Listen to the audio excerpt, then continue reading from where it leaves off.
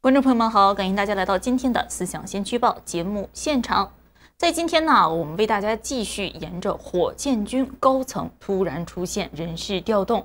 那我们也知道啊，在过去的一天里面，实际上有关于火箭军为什么高层会出现如此巨大的人事地震，有两种不同的解释。第一种呢是来自香港媒体南华早报，南华早报援引消息人士说这主要是涉及腐败问题，并且呢给出线索，说这认为呢是军工承包商与火箭军的军事高层可能中间出现了某一种利益的输送。另外一种解释来自英国金融时报，援引为西方官员的话说，根据他们所得到的情报，之所以火箭军高层会出现这样巨大的变动，是因为几位涉嫌泄露军事情报。同时这一位官员还向媒体说他们没有想到我们已经掌握了火箭军的全部组织情况。那么到底是哪一篇报告泄露了火箭军的组织情况呢？这一篇报告到底是不是又是由泄密而出现的呢？今天我们就为大家进行详细的介绍。我们知道有关于解放军内部的很多事宜一直是非常神秘的，外界有很多的猜测联想，也是传言纷纷。那如果说解放军本身就已经相当神秘了，导弹部队或者说火箭军似乎呢是神秘之中的神秘，因为它涉及到很多战略问题。美国的有一位研究人员就对负责中国常规和核导弹库存的解放军火箭军英文简称叫做 PLARF 进行了这样的研究。那么他呢对于火箭军的组织形式就进行了详细的介绍。解放军的火箭军总共有41个作战的导弹旅，而其中的很多旅都是在过去的10年中才建立的。这一位研究者发现了火箭军的什么秘密呢？这是位于蒙特雷的米德尔伯里国际研究学院的这个防核扩散研究中心的一位学者，他的名字叫做德克尔伊夫莱斯。他在7月的时候公布了一份最新的解放军射频作战命令。那么说到这一位伊夫莱斯，实际上他在业内相当的有名，因为就是他第一个在2021年发现中国正在西部偏远的地方建造大规模导弹发射井。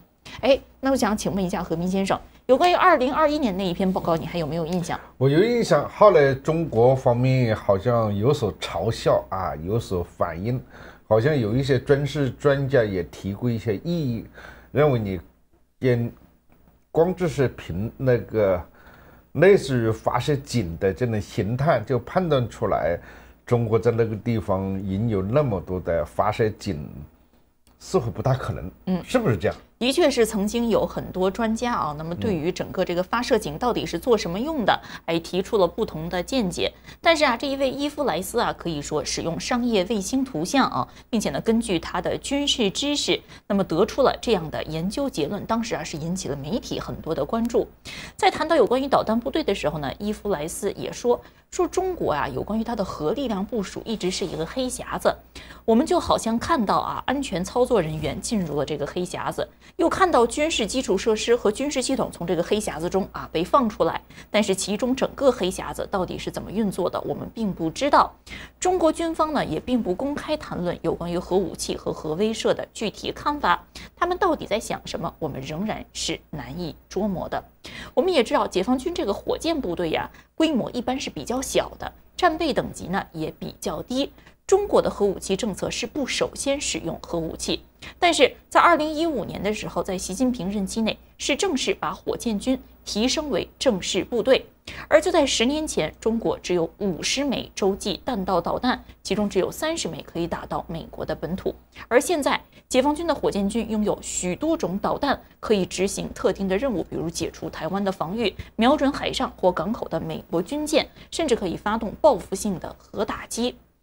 那么来自伊夫莱斯的报告经过对于解放军核能力的研究进行了这样的总结。他说，中国目前正在大力扩充其陆基常规与核导弹发射武库，而在过去10年中，中国已将解放军火箭部队中的作战旅的数量翻了一番，公布了无数新的能力。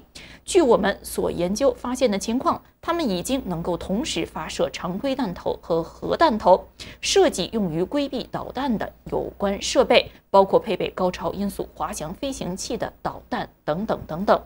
这一份研究报告还得出结论，说到2028年，中国就将拥有1000多座弹道导弹发射核装置，而其中有507座都具备核能力，有342到432座是常规发射装置，至少有252座是具备双重能力的发射装置。那么最重要的观点，这份报告中我们看来到底是哪些呢？我们看到，从100多枚洲际弹道导弹发射器开始，中国的导弹部队将在未来几年内膨胀到可发500多枚，而这样的增长主要来自于玉门和哈密这样的地区，以及以吉兰泰的形式建造的334个固体燃料洲际弹道导弹发射井，用于训练和制定作战计划。那么根据这一位作者的研究发现，在玉门和哈密分别部署了导弹，而东风3E和东风4E两种型号都是这些发射井区域的候选型号。根据伊夫莱斯的报告这些发射井的建设还在继续，在玉门的工程已经完工了，现在可以看到他们的混凝土浇筑已经完成，目前还不知道离现场作业有多远。他同时发现了一个有趣的细节，在这几个地点都建造了雷达平台，还有雷达辅助设施，这可能意味着解放军的火箭部队试图使用防空武器来保护这一些地方。那么根据伊夫莱斯引用商业卫星图所发现的相关数据，他也不知道每个地点都将部署多少枚导弹，但是认为通过分析得出的结论是，中国可能会使用所谓的炮弹游戏战术，就是定期向某一地点发射数量有限的导弹，让对手猜不透自己的能力到底如何。中国的导弹要从一个发射井转移到另外一个发射井，可以迫使对手在任何特定的攻击中都发射更多的导弹来摧毁中国的设施。那么从中国导弹发射井的新趋势中，他得出了哪些信息呢？他发现固体燃料发射井的扩张是中国方面对于机动部队生存能力信心不断下降的结果，也是他们试图创造一个所谓导弹海绵的结果。导弹海绵就是一个足够大的吸收区，能够充分的吸纳美国的第一轮打击，并留下一些导弹那么呢，液体燃料洲际弹道导弹发射井的数量现在呢也是不断的增加。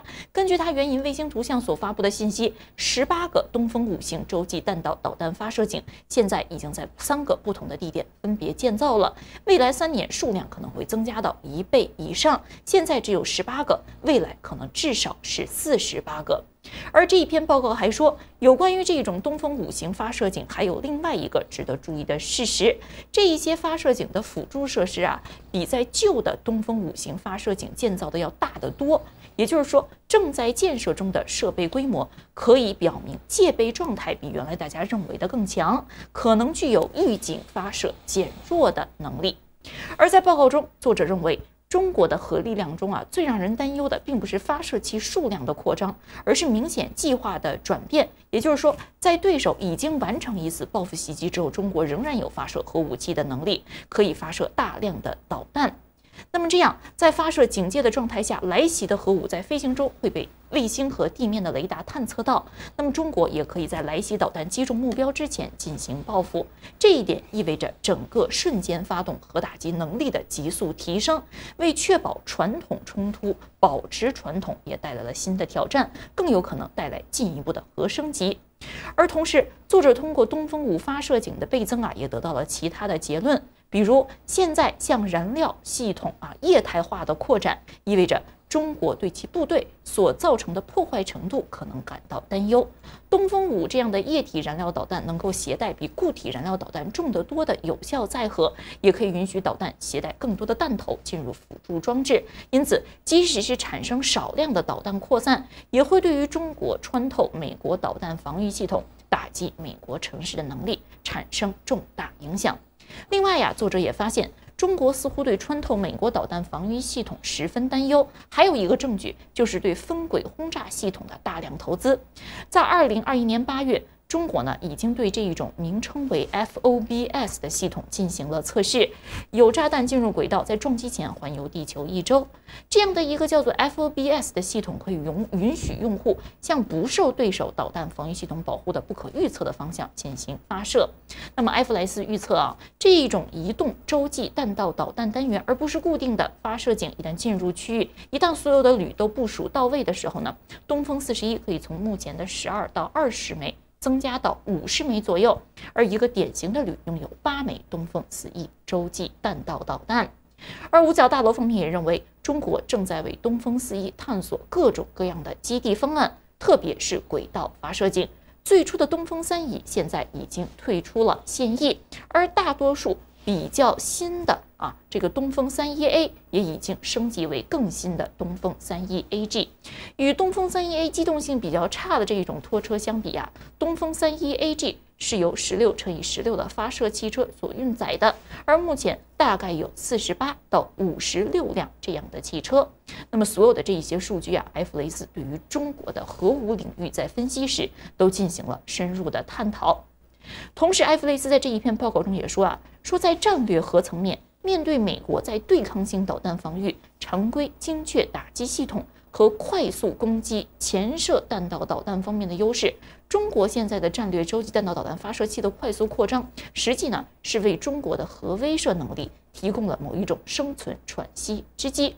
但是，由于整个中国核力量建设背后的政治驱动力和思维过程还是难以评估，因此很难说中国的核扩张最终会在哪里停止，他们如何在危机和冲突中使用其现有的核力量。这呢就是这一篇报告的相关的内容。可以说整篇报告写的相当富有技术性那么呢，其中对于整个中国的核能力，特别是对于中国核能力的目标的定义，可以说是进行了相当详细的分析。但是在看完这一篇报告之后我也特别留意到，这一些报告中的数据来源似乎并没有所谓的机密情报，更多是基于商业可见或者是公开可循的卫星图像，或者是通过商业领域本来就可以购买的一些卫星成像和地质图像。那么到底这个火箭军的司令之所以会出现这一次的危机，是不是因为泄露了情报呢？这一份报告似乎远远不能够说明问题。那我想请问一下和平先生这一次火箭军出了问题，到底是因为什么样的情况？所谓的泄露情报之说，在您看来有哪一些站不住脚的地方？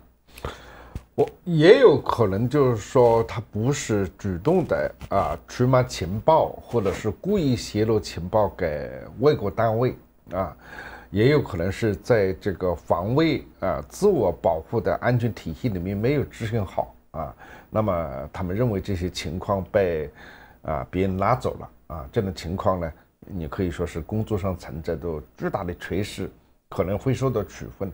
这种可能性是如果在邪魅的层次来讲是更容易发生一些所以咱刚才所介绍的这些情况其实都是相当一般性的这种资讯的介绍解放军的这个60年的拥有这个原子弹之后，基本上就是它就具有了世界上的一种自我保护的充分的能力因为虽然他说他首先不使用核武器，但实际上他有这个报复能力这种报复能力有多大，怎么去报复在哪些地方报复其实这就是了解了非常具体的这个情况从一般安全的角度来讲呢，这些细节其实已经不重要了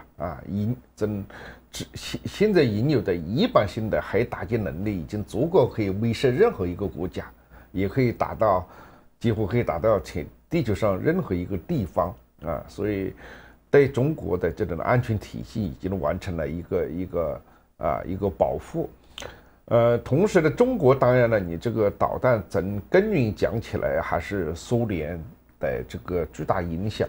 我们一方面只知道很多的在美国当时因为政治原因回到中国的这样的专家，实际上中国自己也有一些专家，当然主要的最开始的导弹就是来自于俄罗斯啊，这个是出现在好像是哈尔滨啊，哈中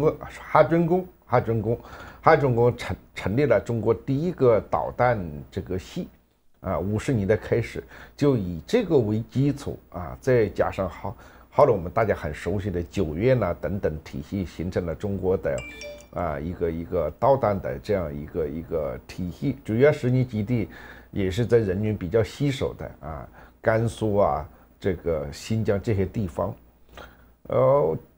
如果你要烧起一般性的军事框架的话，其实也不是非常难的事情，因为不要说利用卫星，你就利用一般性的媒体，你都可以捕捉到它基本的这个信息啊。你比如说某个基地啊，那么这个它跟谁见面啊，有时候这个地方报纸都会登出来啊。你读几份地方报纸，你大概就可以拼凑出来这个军队的这个布局的情况。你也可以从这个地方领导人和军队之间的这样一种表现方式来判断这个军队是一个什么级别的军队啊。然后这些人他的彼此的条件到了一定程度之后，他就会比如说从这个基地到另外一个城市出现，你就可以发现他实际上已经移动了啊。我到现在为止都没有搞清楚，就是说这些公开的情况有哪一些是一个研究性的情况，还是哪一些真的是一般人可能不知道的啊？一般不知道这也很正常，就是说它是不是就是说即使是通过研究你也拿不到，它真的是一些核心机密，是不是导弹部队自己出现了保密不好的一种状况，有没有这种可能性？那么这个问题啊，其实更多要交给专业人士去分析。对，我所了解的情况呢，是现在的确啊，在情报界有这样的一种趋势，叫做 OSINT 啊，我们叫做所谓的公开开源情报。那么在俄乌战争中啊，就非常的明确。那么有关于一些战争的部署呢，你可以通过地物的一些相对位置啊，通过光照啊，通过一些阴影的长度，通过这一些线索来判断这张照片或者这幅图像是在什么地点、在什么地方所拍摄的。也可以通过一个照片不同角度相互验证来判断照片是否属实。那么这一位作者呢，主要依赖的就是我们所说的商业的卫星图像。那我们知道卫星图像所含的信息的颗粒度是相当精致的，那么其中呢包括整个气象情况，包括地表的部署，特别是通过对于同一地点的多次图像，可以看到这个地方的变化。这个作者呢，实际上也就是通过这一种卫星图像，看到了整个中国核武能力在过去，特别是在玉门在这个中国的西部所出现的变化情况。当然了，我们也说，抱歉，我插一句话就是说这个里面就是说他这一年钓鱼的一个陷阱就是伪装，伪装的能力还是在这个里面是很强，就是故意建一个发射井给你看，还显示我们的能力强，但这也是一种可能。对，这种情况，所以你光是从外表上看、地表上看，或者从它的润水的情况来看，还是有它的这个误解的所以实际上对中国的这个核打击能力，现在就是两种看法吧。一种看法是估高估低，一种看法是估低估低，大家其实并不清楚你真实的评估到底在哪里。不是东亚病夫，就是10尺高的巨人啊！这是我们在研究地缘政治时经常进行的一种讽刺。那么在为大家介绍了这一篇报告之后啊，不知道您对于所谓的火箭军内部的组织情况被泄露了，中国的核能力的发展被泄露给了美方这样的一个说法，是不是有了新的判断？的确，是不是这篇报告中的一些细节真的是中国军方所不愿意让外界所看到的呢？这是不是与之前中国突然下令很多的智库以及很多的政府不能再向外部公布有关于一些基本的运行状况数据背后的更多原因有所联系呢？在现在中国的国安部刚刚发布了所谓鼓励全民抓间谍这样的一个非常强烈的安全警示信号，是不是某一种针对中国安全恐慌更具有警惕性的标志呢？不知道对于这个问题您是怎样看的？如果您有您的看法，作为非专业的军事研究人士，我们也很乐意倾听您的看法。以上就是我们为您带来的有关于火箭军内部秘密被泄露这一件事可能出现的情况以及可能产生的原因，到底是不是这一篇报告？如果您有不同的看法，也欢迎向我们提供。那么美国方面对于中国的军队有很多的研究，这些研究的质量高低呢，实际上内部专业人士评价也不一。那么有一些报告呢，可能显得是别有目的，是言过其词；有一些报告呢，又的确针对中国的军事能力进行了有益的分析。这一篇报告到底属于哪一种？也欢迎您告诉我们您的看法。好了，以上就是本期思想先驱报的全部内容，感谢给我们打赏支持的观众朋友们。今天有如是我们给我们打赏，谢谢如是我们对于本节目的支持。明天同一时间思想先驱报与您再会。Never a good sign. Yep. Employee satisfaction was at an all-time low, especially way up high. But to be fair, Gu Shunzhang, a book about him in Chinese is Gu Shunzhang, the most dangerous traitor in the history of the Chinese Communist Party. Gu Shunzhang was caught in Wuhan and was given the choice. We can torture you to death, or you can come over to our side. Now, some communists made the choice of the former, but Gu Shunzhang decided on the latter. And here we have a very interesting incident that tells us something about Zhou Enlai. Because when Gu Shunzhang defected in Wuhan, he begged his captors to rescue my family. They're in Shanghai. They're going to be killed by the communists. They were a little bit slow at that. And Zhou Enlai coordinated the effort to murder the entire family, minus one baby who was left alive. And their bodies were buried under the bricks in some place in Shanghai. And was only discovered when the smell became too strong. Anyway, after that, things kind of fell apart in the cities. Their networks were largely rounded up by the nationalists. And indeed, if you look at some statistics that are put out by the nationalists, in 1931, they caught several thousand people. In 1932, they caught twice as many people. These are communists in general, Communist Party members in general, but also a lot of spies. So by 1935, the Chinese Communist Party decided it had to abolish their organization that they had started, which was called the Special Services Section. And it all reverted to the control of the people in the Red Army area in Jiangxi, because this is where everybody fled to, who could flee anyway. That included some major figures in CCP intelligence, including Li Kenong, who went on to become the leader of PRC intelligence after 1949. But they recovered, partly in thanks to a vile and reviled figure, Kang Sheng, who was brought back to China by Stalin. He had been in Moscow as a delegate to the International. He was brought back, and he was a good organizer. He was also a bastard. He was responsible for carrying out Mao's orders to purged the party during the rectification period in 1942 to 44. I love this detail you have where at some point in 1943, Stalin sends Mao a letter saying, you're overdoing it on the purging. And, if you receive that letter from Stalin, you probably might want to reconsider just how many spies you're actually going to end up catching when you squeeze the lifeblood out of your organization. Yeah, and at that point, too, Mao was getting ready to purge a lot of people in the inner circle, including Zhou Enlai himself and other figures like Bo Gu. So, yes, Stalin decided to crack the whip, and Mao felt he had no choice but to stop, and there was widespread dissatisfaction and even outrage in the party in Yan'an. And Mao actually apologized in several meetings for the conduct of the rectification campaign and the part that was within it that was really crazy, the salvation campaign. So after that, Kang Sheng's star was no longer so high in the sky. Eventually, he was relieved. Let's not forget also that Stalin saved Mao's butt again by persuading him not to kill Chiang Kai-shek when he had him captured in the Xi'an incident, which, would have probably led to the Japanese just taking over the entire country and wiping out the CCP whole hog. That's one of those what-if scenarios that's very fascinating. Yes, I agree that would have been a major risk had he done that. Yeah, Mao wanted to put Chiang Kai-shek on trial and then have a quick execution, but it didn't work out that way. And of course, Stalin's interest was less saving Mao's butt than it was keeping the Japanese out of Siberia. In other words, keeping them tied down in China.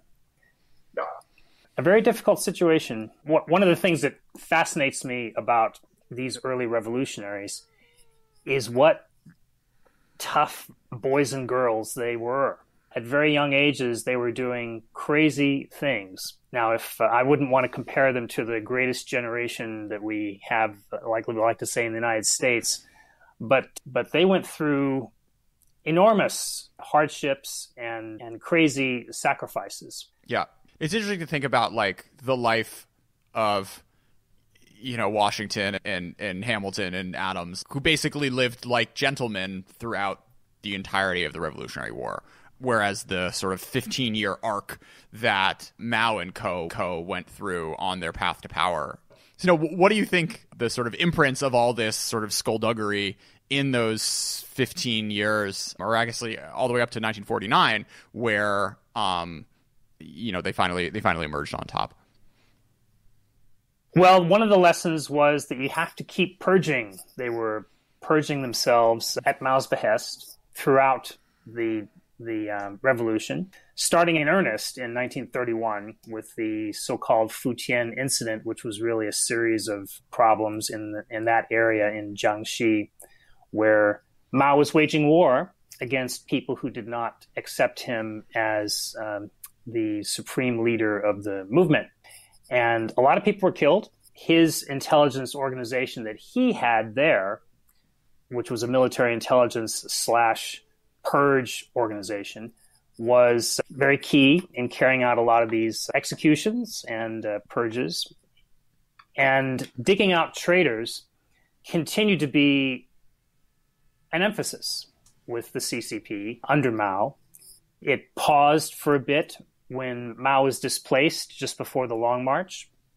But of course, during the Long March, at the Zuni Conference in late 1934, things changed because the consensus was that the military strategy up to that point had failed. We're being slaughtered. We need to go back to a guerrilla warfare type approach. And Mao went out there, and he didn't become the supreme leader there.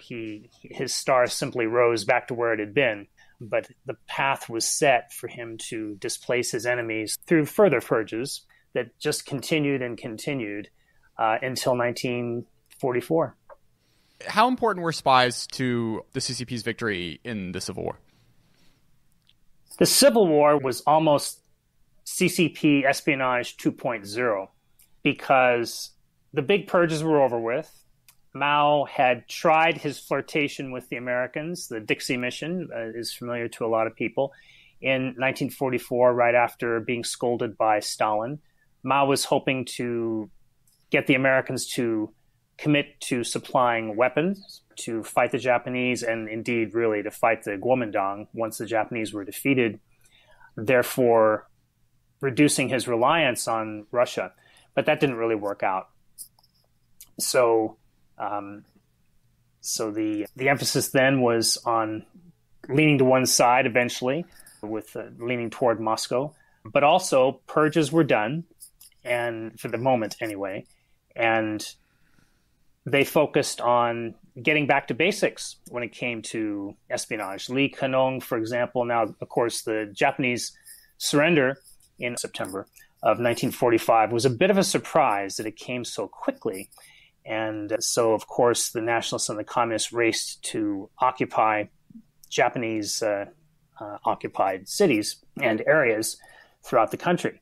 And in order to continue the struggle along those lines, they needed more spies inside the KMT. And Lee Canong dragooned a lot of people who had been sitting comfortably behind the lines, being ideologically correct, into going into a more hazardous occupation of being an undercover spy with a secret radio and all that kind of thing, and developing networks and so on. And it worked.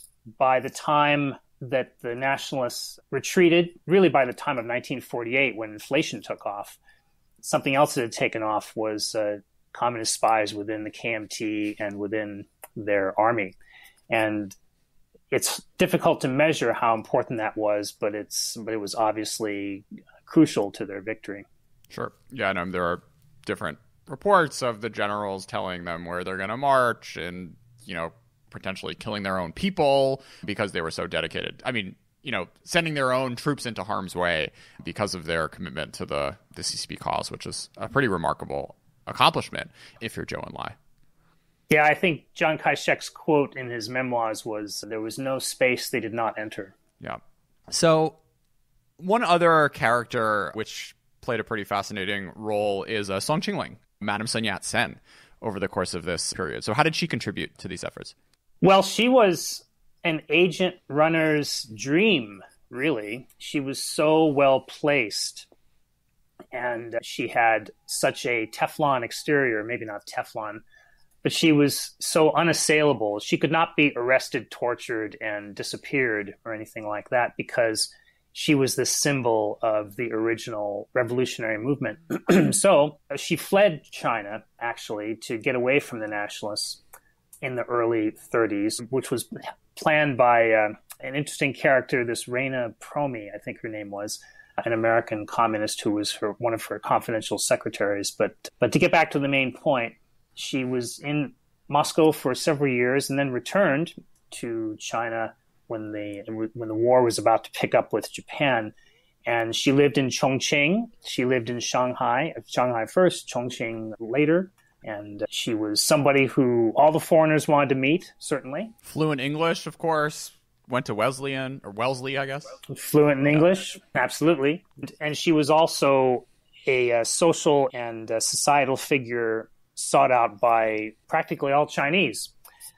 It would be really interesting to know more and to see documents and know more about what she actually did. But the things that we do know she did included meeting CCP agents, passing along code books, and spotting and assessing people. So among those that she spotted and assessed and reported on were Edgar Snow in 1934-35, and George Hatem, Dr. Ma Haide. So she assessed and reported on them and passed them along to communist agents who took them, they traveled together, took them to Bao'an, which was the pre-Yan'an, of course. Yan'an was not occupied by the communists until after the war started with Japan, and they negotiated that with the nationalists. And, of course, that led to what I would call the CCP's first international influence operation of great success, the book Red Star Over China.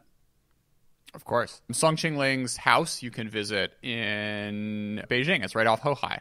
And I mean, she's worth the whole podcast in and of herself. She married Sun Yat-sen because she wanted to be involved in politics. And this was the way to do that if you're an active woman in, 1910. And what a remarkable life. But anyways. Yeah, and she didn't become a communist until she was on her deathbed.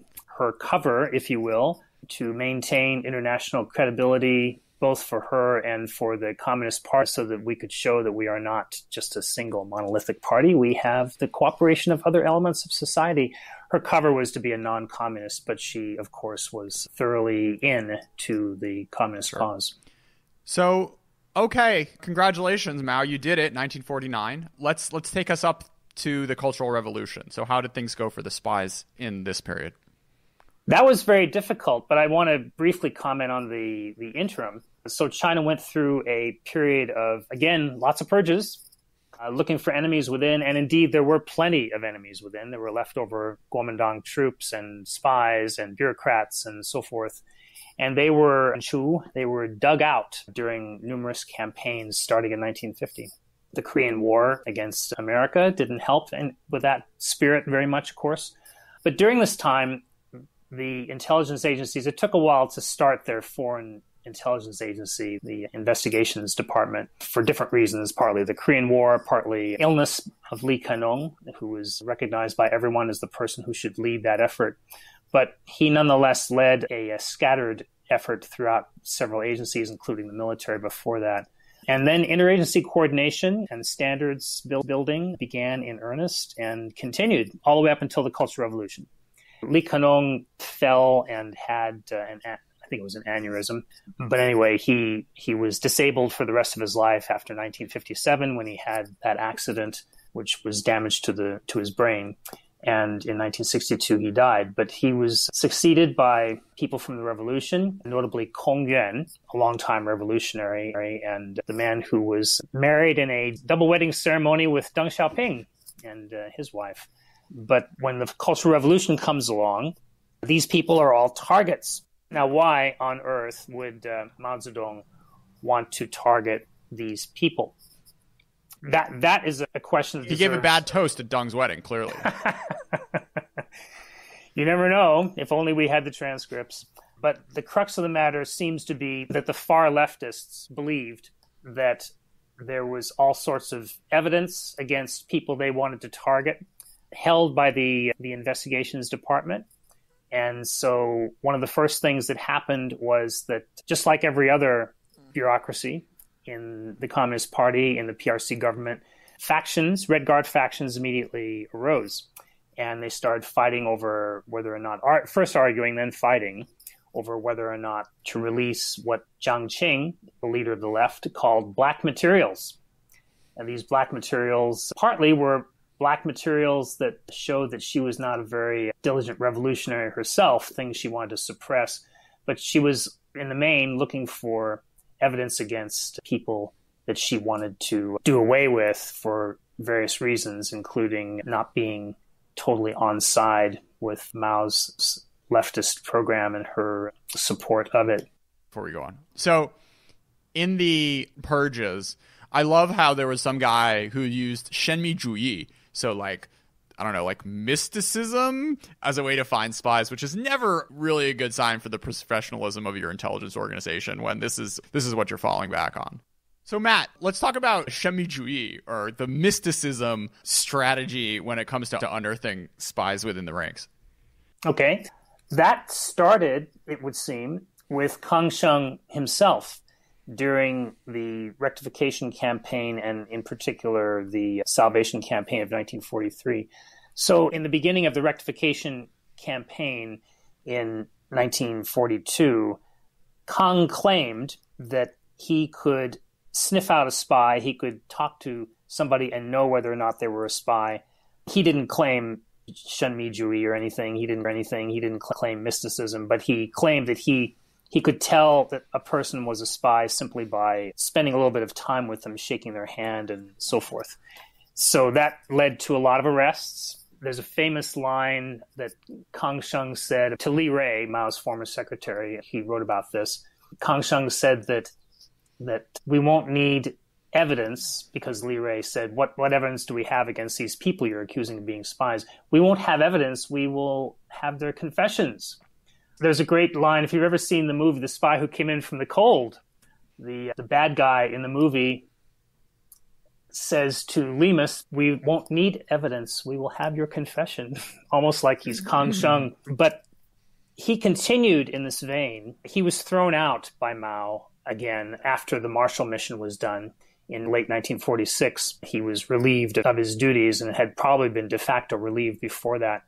And so intelligence was conducted in a rational way between 1946 and 1965. But then along comes the Cultural Revolution, and Deng Xiaoping is displaced on the Politburo as the political overseer of CCP intelligence, and he's replaced by Kang Sheng. And then all of a sudden, dozens of people are gone from the leadership. Off they go to labor in the countryside, or maybe worse. And the only survivor is this character, Luo Qingchang, who was a brilliant analyst, was known for his encyclopedic knowledge of the enemy during the Revolution and during the anti-Japanese War, World War II. And he is also a Cultural Revolution beneficiary par excellence. He was close to Jiang Qing and the left, and somehow he survived the Cultural Revolution, and that somehow is really interesting for the modern day, because even now, in spite of the fact that he was a Cultural Revolution beneficiary and would logically have been thrown out by 1979, he survived all the way until 1983, first of all. Deng Xiaoping apparently couldn't get rid of him. until there was a reorganization and the Ministry of State Security was formed. And then there was a good reason to chuck him out and put in somebody who was a little bit more professional. But even today, Luo Qingchang remains, he's deceased now, he died a couple of years ago, but he retains a good reputation. There's nothing that can be seen anywhere on the web that criticizes him.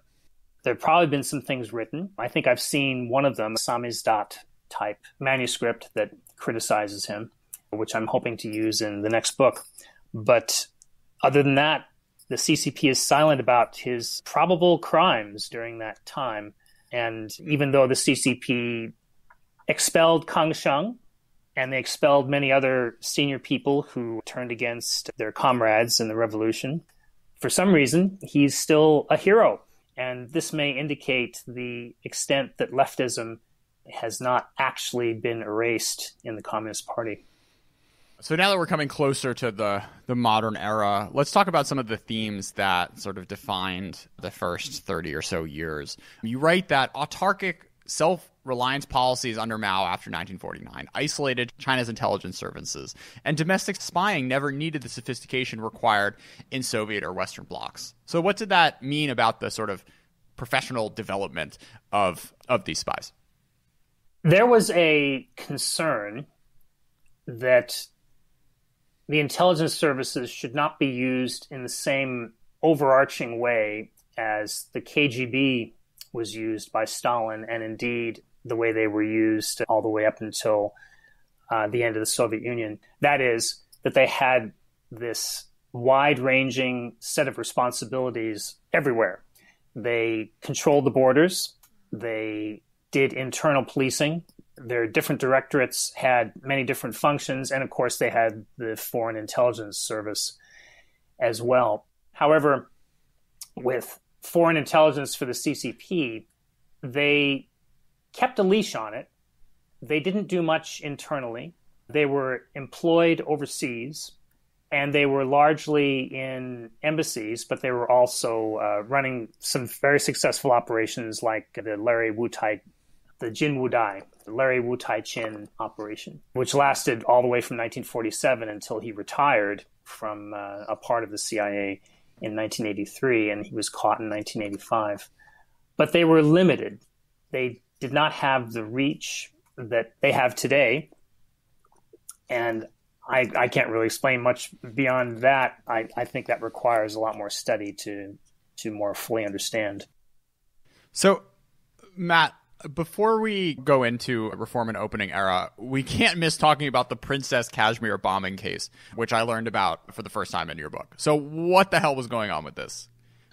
That's a great controversy today. And what was going on was that the nationalists had the brilliant idea that they would assassinate Zhou Enlai by putting a bomb aboard an Indian airliner that was going to take Zhou Enlai from Hong Kong first to Jakarta and then to Bandung for the Bandung Conference in 1955.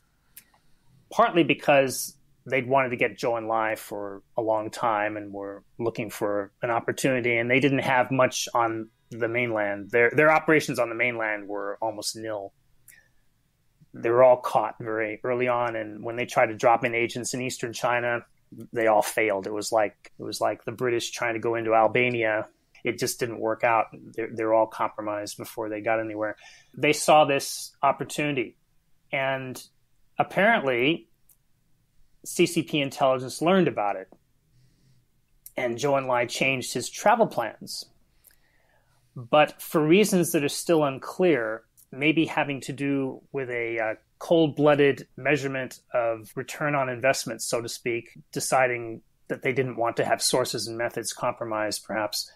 They decided to let that flight go ahead. Or the potential PR gain of these evil nationalists killing folks, right? Yes, that's certainly a possibility as well. And so they let it go. Zhou's personal driver was on board that plane that went down over the ocean.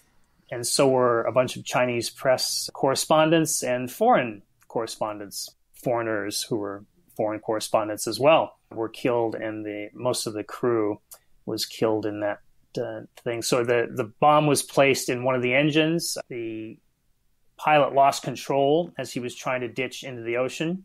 And I think all but 3 people were killed in that crash. So there's been a lot of writing about this. We tried to summarize it in the book. The communist side has ignored the critical element here, that Zhou Enlai changed his mind and got on and changed his travel plans and went ahead with this, even though they knew what was going on. And in the accounts written by the communist side, they just skip past this and ignore the obvious contradiction. You know, if you knew about this, why didn't you just stop the flight and save a bunch of lives?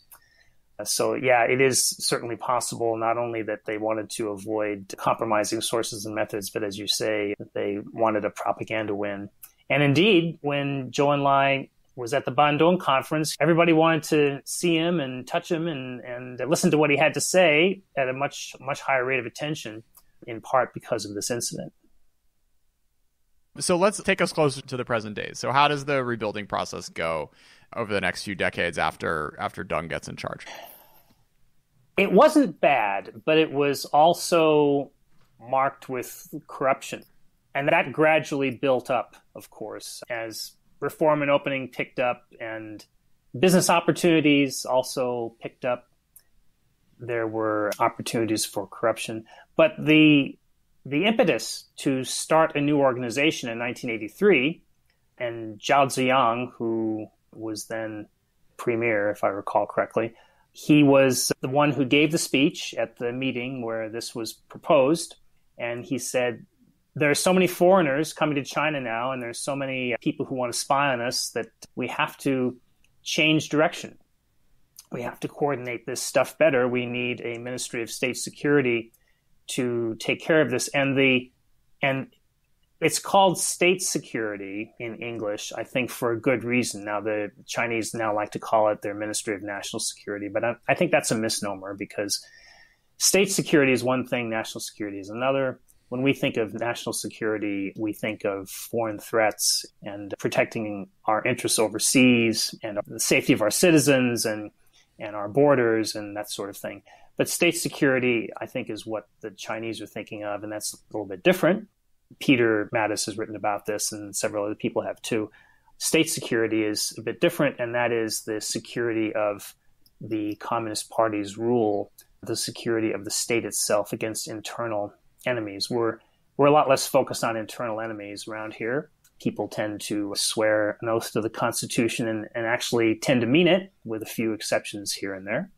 But in China, they're really concerned with prolonging the rule of the Communist Party.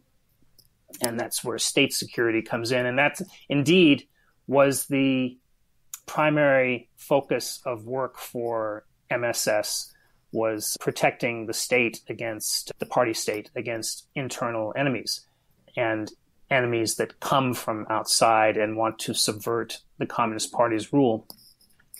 So they did a pretty reasonable job at that. And indeed, going all the way back to the Yan'an period, certainly, areas occupied by the Chinese Communist Party and indeed the People's Republic itself have always been an extremely hard target for foreign espionage, in part because of the social organization that comes with a successful CCP rule over society. And they did a great job. They were catching spies right and left. The Americans managed some successes, certainly. Yu Changsheng, for example, the man who was a mole inside of the new MSS and gave the Americans clues that led to the apprehension of Larry Wu Tai-Chin, was an exception. And you can't avoid those sorts of things. There have to be some successes here and there. And indeed, if you read James Lilly's book, China Hand, he hints at some successes in the 80s and into the 90s. Yeah, that one made no sense. I was really confused because this guy's bragging about, oh yeah, we're doing these dead drops, and you're like the only white person walking around Beijing. It seemed pretty hard for him. I mean, I read that little bit and was a little skeptical of his claims, but actually, it can be done. I believe that Mr. Lilly was giving us a correct impression because you've heard the term Moscow rules, and for some reason I've never heard any term like Beijing rules, but there have been successes, and they have to do with adapting to the circumstances. A really good book that I think gets into some... There have been no equivalents written about China because for some reason, probably having to do with money, bilateral trade and all that, we don't get very much about China and spying and so forth in public. But there have been cases that illustrate that it's possible to run agents under these very difficult circumstances. For example, a really good book I'd recommend is David Hoffman's The $1 Billion Spy, which was about the CIA running a man who gave them information about Soviet defense systems for a long time. And there's stories in here, for example, about a group of 4 people, 2 CIA officers, 2 spouses, getting into a car. And they have that famous blow-up, pop-up doll device, whatever it's called, that sits in the front seat and looks like a person. So they go around a corner, and they're being followed by the KGB, of course. They go around a corner, they come to a screeching halt, the man in the passenger seat gets out, and up comes the blow-up spy doll. And then off they go. And he hides in a doorway, and the KGB goes past him, and hey presto, he's out there not being tailed, and he goes to his agent meeting. So they've developed these sorts of things, and of course these spy versus spy competitions go on, and they managed to have some successes. Now, of course, in 2010 to 2012, something north of 20 people who were CIA agents, that is, spies being run by CIA officers, local people, were rounded up and shot in the back of the head by the Chinese side, which is an interesting thing beyond the tragedy itself. It's very interesting that the Chinese side sees spying as this existential threat that must be stamped out with all cruelty and efficiency. Whereas in this country and in other Western countries, spies are a nuisance. We catch them, we put them in jail. We even have a prominent individual who is running an organization that advocates for helping people who are spies to come out of the closet, confess, and be treated with leniency, the noir.usa.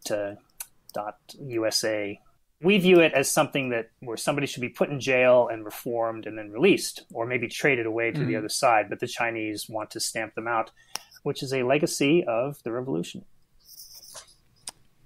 So another legacy of the revolution is this sort of tension between red versus expert, which we've talked about a little bit in the Cultural Revolution context. But you write that intel units are bastions of faith in the CCP to the detriment of their effectiveness. And unlike in the West, where intelligence organizations, for the most part, are sort of positivist and just trying to understand what's going on around the world, the analysis that goes on within the CCP is more Marxist, where the goal is to find stuff that confirms whatever you already believe about your theory of the central global contradictions and how you expect them to be resolved. So how is this dynamic played out? I think it's just as much of a human thing as it is a Chinese communist thing. And the reason I say that is that here in the United States, for example, there are things that a politician must say in public and there are things that they might say in private that if they become public, become scandalous, even if they are realistic things, because we're a democracy and we have voters who are lightly informed in many cases, and these lightly informed voters are offended sometimes if you talk too realistically about international affairs. But in China, the sort of equivalent, and I don't want to say that they're the same at all, but the human equivalent is that in party circles, Marxist values are sacrosanct. And so the reporting that comes out of the intelligence community has to recognize these sacred cows. They have to recognize the inevitable decline of capitalism, this sort of thing, the triumph of socialist values once people are shown the way. And so when intelligence analysis is done, they have to recognize these sacred cows, and they can't really stray beyond them. However, Peter's done some work where he has found that some of the reporting is done semi-privately. That is, that an analyst will give a minister a eyes-only type intelligence analysis that is a little bit more realistic. As well, what the MSS does is they try to, we have an example in the book, they try to recruit people to write analyses for them on questions that they're interested in. And that isn't always to suborn them and blackmail them and turn them into agents against their own countries. Sometimes it's just to get an unvarnished opinion that they can present as a foreign view. And indeed, I did think that one was really funny. There was some ex-army intel officer or something, and then he was getting like $1,500 checks to write 10-page reports, which 10 other think tanks they could just Google for this sort of information, which, you know, is enough to land you in jail if you are selling that analysis to the party. So everyone, all your listeners out there, be wary of your LinkedIn inboxes, because you never know who might be on the other side of your surprisingly unlucrative consulting arrangement. This is one of the things that struck out to me is like just the fact that how cheap they seem to be for some of these operations. I'm sure they have a budget like everybody else, and they have a quota of production quota that they need to meet, and the budget that they need to fulfill it within. Yeah, it's an interesting situation, and again, it doesn't always mean that somebody's being suborned into and blackmailed into being a traitor. But I would say one thing about LinkedIn, and that is, as an author, I accept all LinkedIn invitations. But I am careful. I don't care if there are 10 MSS agents on my LinkedIn, among my LinkedIn connections, and the things that I post on LinkedIn are intended to be public. You know, they're not intended to be for any select audience. However, of course, I'm very careful about any proposals sent to me. But people don't send me proposals. I think they seem to understand that I'm not in the market for that. So, Matt, let's talk a little bit about economic espionage. You write that the 10,000 grains of sand thing is really not the right analytical frame to understand what the CCP is doing on this regard. Yeah, and just for people who haven't heard this interesting tale, so there was an FBI agent named Paul Moore, not agent, but an analyst who was once head of analysis for China. I actually met him once when I was getting ready to go to China with the Foreign Commercial Service. But anyway, his idea, his hypothesis was that, to put it in a sort of a story, was that if the Chinese, the Russians, and the Americans wanted to know about the composition of sand on a beach, the Americans would send in satellites to take pictures. Nowadays, they would send in drones to scoop up some sand. The Russians would send a Spetsnaz team at 3 o'clock in the morning to land on the beach, take some samples, and go back to the submarine and take it off to Moscow. The Chinese would somehow send 10,000 tourists to the beach, and they would have a lovely time, and then they'd fold up their umbrellas and go back to Beijing and shake out their sand, shake out their beach towels, and they'd have all the sand that they wanted. And one of the reasons that he came up with this was Chinese side spies like everybody else when it comes to professional operations.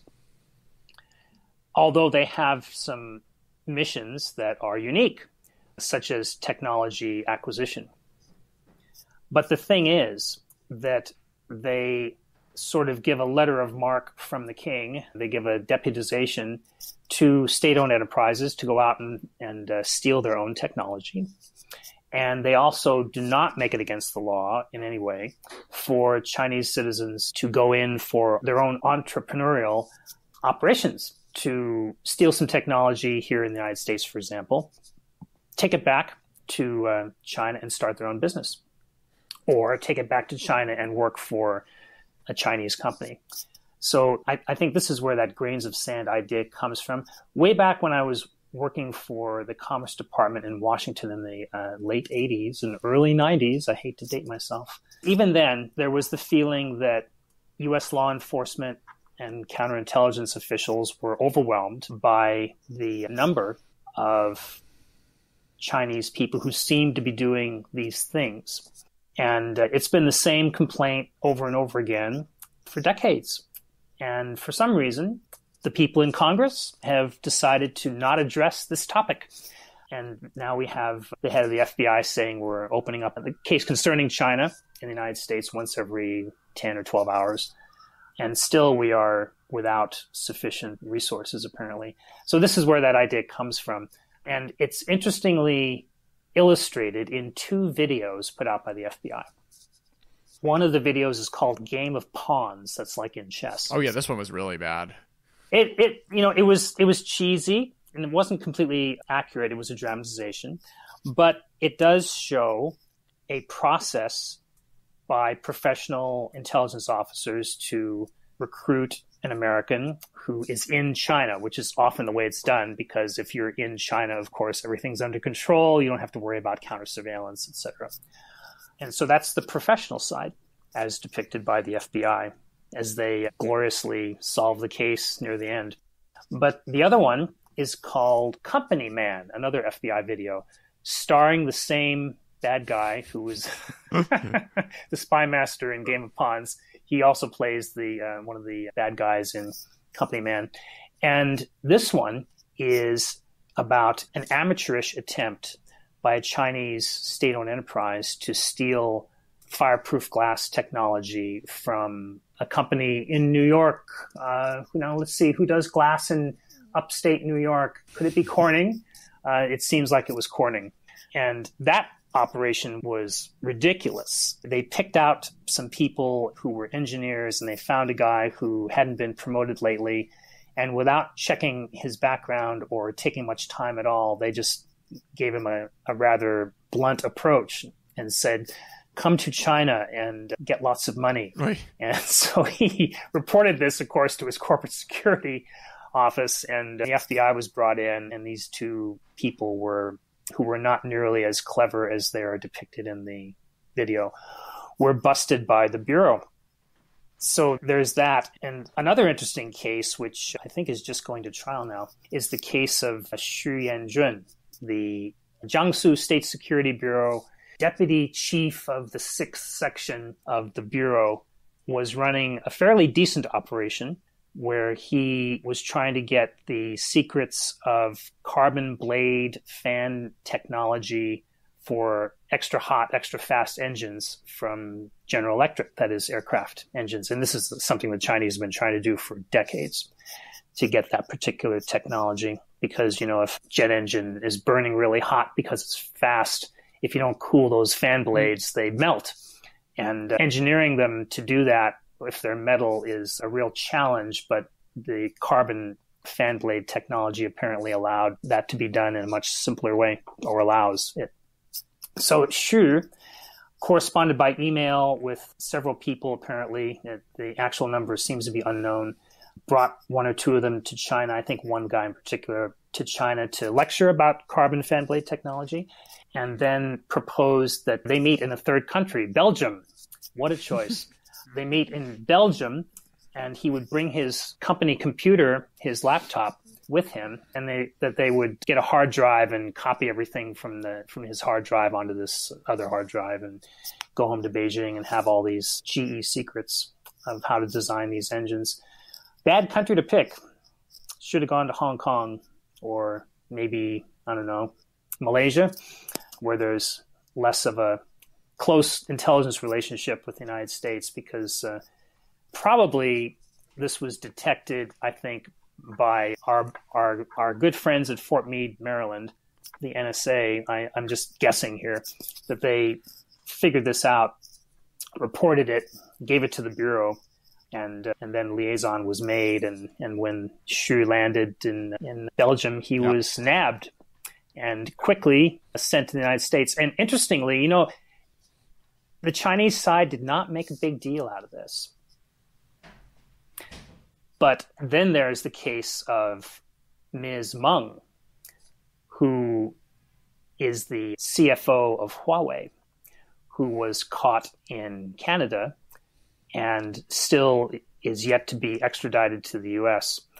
And there, of course, it's a propaganda feast that's being had by the Chinese side to depict her as a innocent victim and all that, even though there's apparently good evidence of financial fraud against U.S. law. But that's not a spy case. That's something different. So coming back to government-affiliated videos, do you have favorite Chinese TV series or movies that covers the sorts of themes we've been talking about today? Yeah, there are a couple. State Secrets is one of them, which can be found on YouTube. I don't remember the proper names at the moment, but they're easy to find if you search on the Chinese characters Guojia Mimi, State Secrets. Then you come up with a couple of them. One of them is set in the modern day, and it's all about state security officers catching Chinese people who are spying for foreign powers. And sometimes they'll show, for example, a Chinese man talking on the phone, and at the other end, there's another Chinese man, and he's standing in front of the Tower of London, this sort of thing, and giving away secrets over the phone. And the other one is set in, there's several actually that are set in the Revolution.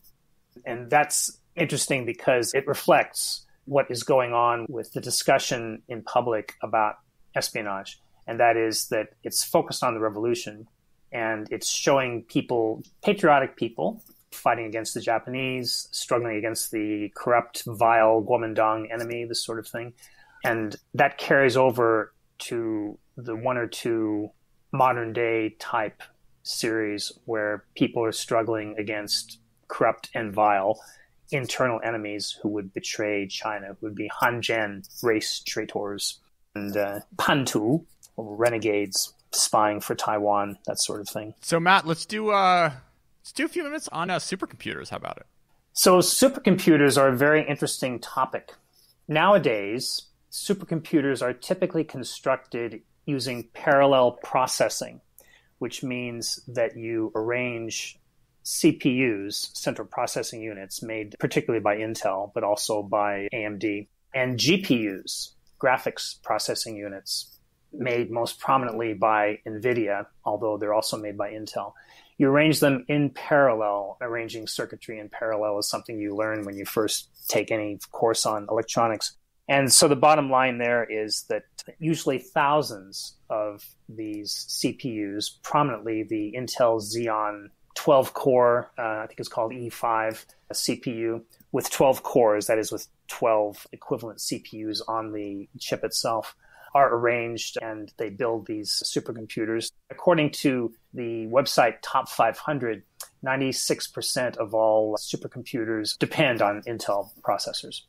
And NVIDIA GPUs also play a prominent role when it comes to artificial intelligence.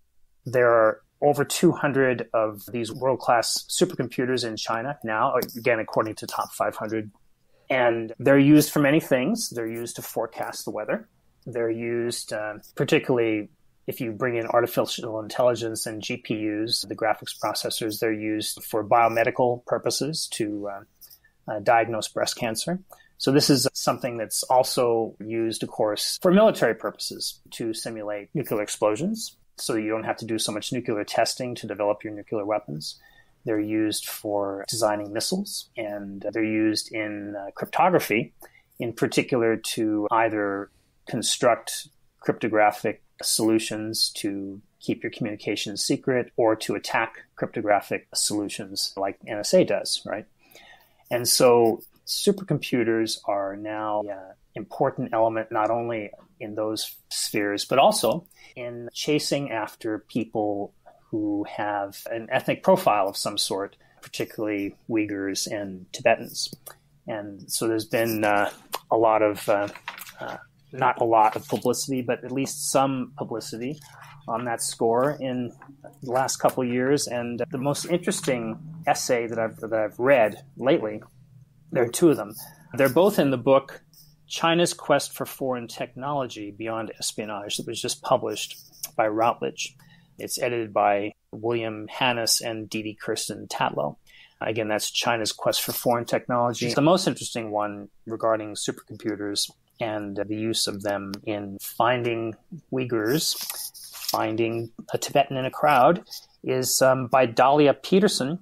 It's called Foreign Technology and the Surveillance State.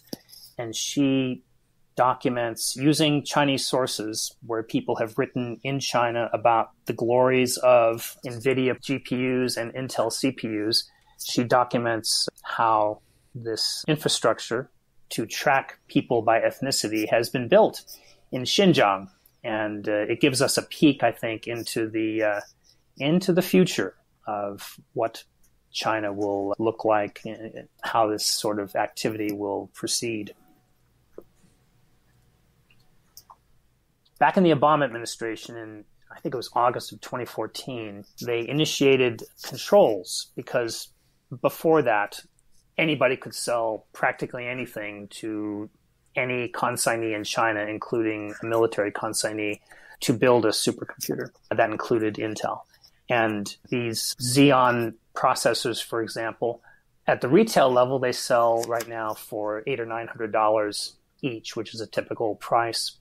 Of course, through the channels to computer manufacturers and other big purchasers, they cost less, about half as much probably, maybe $400 or $500 each. Well, you do the math, and $400 or $500 times 1,000 or 2,000 for the number of CPUs that go into a supercomputer is big revenue.